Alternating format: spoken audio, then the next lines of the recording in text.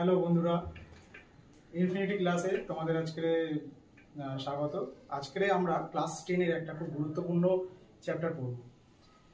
20 নম্বর যে চ্যাপ্টারে আছে কোণ পরিমাপের ধারণা, ত্রিকোণমিতির চ্যাপ্টারের মানে প্রথম দিকের জিনিসটা। ত্রিকোণমিতি তার পরের শুরু হবে। তার আগে আমাদের কোণ পরিমাপটা ভালো করে বুঝে নিতে হবে। দেখো, কোণ পরিমাপে এর আগে আমরা তো কোণ জিনিসটা কি সেটা তো জানি। একটা যে জ্যামিতিক কোণ আমরা এতদিন ধরে যা পড়েছি সবই জ্যামিতিক কোণ, আর তার মান সবসময় 0 ডিগ্রি থেকে 360 ডিগ্রি পর্যন্ত হতে পারে। 360 ডিগ্রি মানে একটা বৃত্তাকার কোণ যেটা, সেটা 360 ডিগ্রি হয়। তাহলে সেই কোণটা জ্যামিতিক কোণ। জ্যামিতিক কোণ কি জিনিস আর একবার তোমাদের আমি জানিয়ে দিই। ধরো একটা ও এ রশ্মি আছে, সেই রশ্মিটা ও A1 এ যখন গেল, তাহলে যে কোণটা তৈরি হচ্ছে ধরো সেটাকে থিটা বলা হয়। এখন আমরা নতুন একটা কোণের নাম শিখবো থিটা। এখন শূন্য দিয়ে জাস্ট মাঝখানটা একটা লাইন টেনে দেওয়া, থিটা। আবার রশ্মিটা যদি দেখো আবার ঘুরে যদি A2 পজিশনে আসে, তাহলে পুরো যে কোণটা তৈরি হলো মানে প্রাথমিক অবস্থান থেকে, তাহলে সেটা প্রবৃত্ত কোণ। প্রবৃত্ত কোণ মানে হচ্ছে আমরা জানি যে 180 ডিগ্রি থেকে বেশি। এই সোজা লাইনটা হচ্ছে 180 ডিগ্রি, এক সরল কোণ। সেখান থেকে এটা 180 ডিগ্রি থেকে বেশি মানে প্রবৃত্ত কোণ। তাহলে A1 ও A বা A ও A1 সেটা হচ্ছে থিটা, আর A2 ও A1 যে কোণটা তৈরি হচ্ছে সেটা হচ্ছে প্রবৃত্ত কোণ। তাহলে জ্যামিতিক কোণের কিন্তু শুধু মান আছে, কোনো দিক নেই। মানে কোণের কোনো আমরা মাইনাস বা প্লাস চিহ্ন নিয়ে কোনো কাজ করব না। কিন্তু এখন আমরা ত্রিকোণমিতিক কোণ যেটা পড়ব, ত্রিকোণমিতিক কোণটা কিন্তু দু ধরনের হয়, মানে এর মানও আছে দিকও আছে।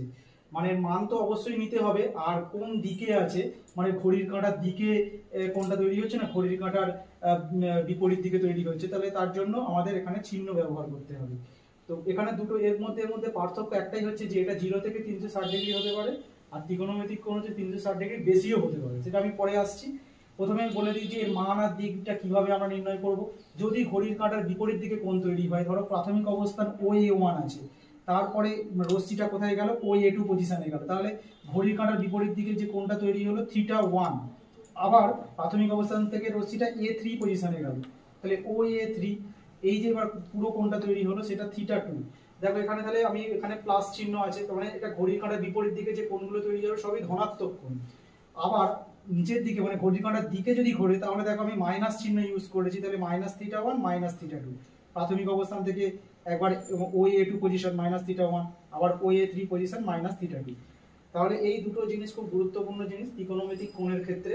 তাহলে এবার 360 ডিগ্রির যে বেশি কোণ সেইটা নিয়ে আমরা আসছি। আচ্ছা দেখো, যেটা বলছিলাম যে 360 ডিগ্রির বেশি কোণ কিভাবে হতে পারে। দেখো একটা রশ্মি আমাদের যেরকম রশ্মি ছিল OA1, রশ্মিটা প্রথমে θ1 কোণ তৈরি করলো, এই যে θ1 কোণ এদিকে মানে ঘড়ির কাঁটার বিপরীত দিকে। এইবার রশ্মিটা কি করছে, OA2 পজিশনে গিয়ে θ1 তৈরি করলো। এবার রশ্মিটা আবার এক পাক ঘুরে আসলো, এক পাক ঘুরে এসে আবার এই পজিশনে আসলো, মানে কি একটা রাউন্ড ঘুরলো মানে 360 ডিগ্রি, আবার এই পজিশনে চলে আসলো, মানে এক রাউন্ড ঘুরে আবার এই পজিশনে। তাহলে সেই কোণটা তৈরি হলো 360 ডিগ্রি প্লাস θ1। আগে θ1 ছিল, এক পাক ঘুরলো মানে 360 ডিগ্রি, আবার ওই পজিশনে গেল মানে θ1। আবার দেখো এবার ঘড়ির কাঁটার দিকে যদি দেখি, তাহলে সেম জিনিস ঘটছে, নিচের দিকে -θ1। আবার ঘড়ির কাঁটার তাহলে দিকে যদি আবার সে এক পাক ঘুরে আসে, তাহলে 360, আবার গেল মাইনাস মানে θ1। তাহলে পুরো যে কোণটা তৈরি হলো 360 ডিগ্রি প্লাস θ1, আগেরই মতো মানটা, শুধু মাইনাস চিহ্ন। কেন? কারণ ঘড়ির কাঁটা এর দিকে ঘুরছে বলে সেই জন্য মাইনাস। তাহলে কোণের মান কিন্তু একই থাকছে, শুধু ঘড়ির কাঁটার দিকে হলে মাইনাস ইউজ করব, আর ঘড়ির কাঁটার বিপরীত দিকে হলে প্লাস চিহ্ন ইউজ করব। তাহলে এই হলো আমার মানে কোণের চিহ্ন নিয়ে যা সমস্যা ছিল সেটা এখানে আমি বলে দিই।